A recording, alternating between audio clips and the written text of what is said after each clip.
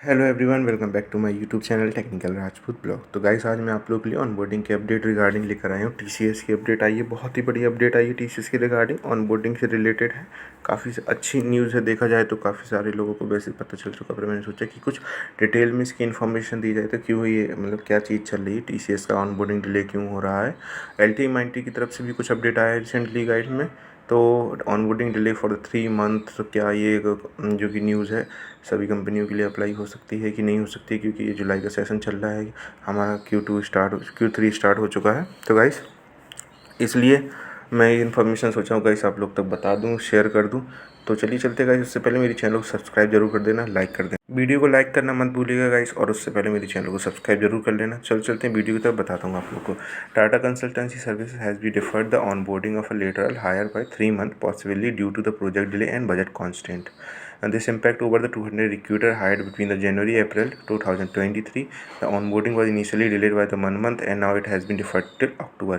So guys, देखा जाए तो ये इन्फॉर्मेशन है कि जो TCS है उसने ऑनबोर्डिंग अपनी डिले कर दी है। क्यों? क्योंकि कंपनी के पास 2-3 महीने तक कोई प्रोजेक्ट नहीं रहेगा, ना उनके पास कोई बजट है।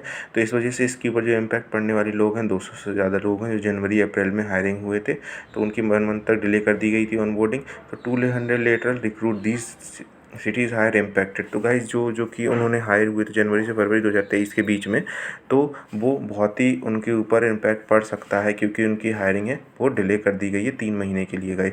तो ये इन्फॉर्मेशन रिगार्डिंग है टीसीएस के। और हाँ, ये सबसे बड़ी इम्पैक्ट पड़ रहा जाता है कि अगर ये वाली डिले होगी ऑनबोर्डिंग, तो जो पास के कैंडिडेट थे उनकी भी ऑनबोर्डिंग अभी तक नहीं हुई थी, तो वो भी ऑनबोर्डिंग आगे तक डिले हो सकती है। तो जो ये वाली ऑनबोर्डिंग है गाइस, वो अक्टूबर तक ऑनबोर्डिंग डिले हो गई है, क्योंकि कंपनी के पास कोई बजट नहीं है और उनके पास प्रोजेक्ट की भी नहीं है। प्रोजेक्ट नहीं है क्योंकि जिस प्रोफाइल के लिए आप लोगों को सिलेक्ट किया गया है गाइस, उनके पास वही प्रोजेक्ट नहीं है, तो वो आप लोगों को ज्वाइनिंग कैसे देंगे। तो गाइस, ये कंपनी की पहले पॉलिसी होना चाहिए था, कंपनी को पहले देखना चाहिए था कि नहीं, हमारे पास अगर प्रोजेक्ट नहीं आते हैं तो कंपनी हम एम्प्लॉयर को हायर कर लेंगे, उसके बाद में फ्रेशर को फिर हम लोग क्या करेंगे क्या नहीं करेंगे, उनको ज्वाइनिंग देंगे कि नहीं देंगे। तो ये सबसे बड़ा इशू चल रहा है सभी कंपनियों के बीच में। तो इसमें मैंने देखा भी रिसेंटली में, Tata Consultancy has been postponing the onboarding of several lateral hire की वजह से लेटरल हायर उन लोगों को भी 3 से 4 महीने तक उनका भी ऑनबोर्डिंग डिले या पोस्टपोनिंग किया जाएगा। क्यों किया जाएगा? क्योंकि IT giant has making the lateral hire with 1.8 to 115 years of experience candidate, जो कि लेटरल हायरिंग भी अभी तो बात की थी फ्रेशर वालों के लिए, अब लेटरल हायरिंग की भी डिले होने लगी है टीसीएस में, जो कि 2 साल का एक्सपीरियंस से लेकर 15 साल का एक्सपीरियंस है जिन्होंने कंपनी में अप्लाई किया था। तो उनकी जो कि हायरिंग है, जो कि इम्पैक्ट होने वाली है हमारी इस कंपनी की तरफ से, क्योंकि उनकी भी डिले कर दी गई है। वो मोस्ट प्रोबेबली 3 से 4 महीने के लिए भी उनके डिले हो सकता है। According to the media report, these people are now facing the at least 3 month delay in onboarding.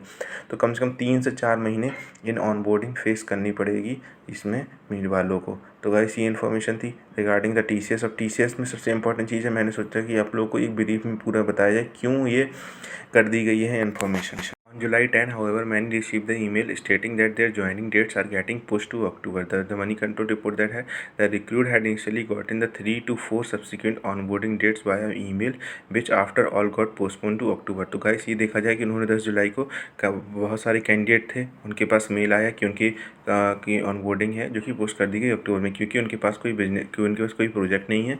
जो एक्सपीरियंस कैंडिडेट हैं उनके लिए भी प्रोजेक्ट नहीं है। नीट बात करते, फ्रेशर की तो बात ही अलग दूर है। जो कि एक्सपीरियंस कैंडिडेट हैं, जो कि 1.8 ईयर लेके जो कि 15 साल के एक्सपीरियंस कैंडिडेट हैं, जिन्होंने अपना रिक्रूटमेंट के लिए एग्ज़ाम दिया था, जो भी दिया था, प्रोसेस दी थी, इंटरव्यू, उनकी तक ऑनबोर्डिंग डिले कर दी गई है। तो बात दूर की बात ही है कि वो फ्रेशर की ऑनबोर्डिंग अभी हो या ना हो, तो ये तो मुश्किल ही है। तो TC delay onboarding of later recruit by 3 month amid project delay, क्योंकि उनके पास प्रोजेक्ट ही नहीं है। प्रोजेक्ट नहीं है उनके पास, ना ही उनके पास बजट है प्रोजेक्ट को लाने के लिए। तो गाइस, ये चीज़ है, सेम सिचुएशन फेस कर रही है सभी कंपनियां। अब बात करते हैं एलटीआई माइंट्री की तरफ से। एलटीआई माइंट्री की तरफ से एक अपडेट आया रिसेंटली में, देखा जाए एक मेल था कैंडिडेट को रिसीव हुआ है, जो कि मैं अभी गाइस आप लोगों को दिखाने वाला हूँ। ये मेल कैंडिडेट को रिसीव हुआ, वहाँ पर मेल में कुछ चीज़ मेंशन है एलटीआई के बारे में कि माइंट्री में your offer of employed has been pre uploaded and approved हो चुका है। Training application for for does not need to be sign at the moment है, you will have to sign at the later point of a time. Documents are verify manually in phases, you will be intimated once your document have been verified. तो guys document verification LTI Mind के होने लगे हैं और जैसे ही verification complete हो जाता है तो वो लोग फेजेस में वेरीफाई कर रहे हैं। जैसे 1000 2000 जितने भी कैंडिडेट हैं उनको फेजेस में डिवाइड कर दिया गया है और जब भी डॉक्यूमेंट वेरीफाई हो जाएगा उनके उसके बाद एक आप लोगों के पास एक नया मेल आएगा, उसमें आप लोगों को इन्फॉर्मेशन दी जाएगी क्या करना है आगे।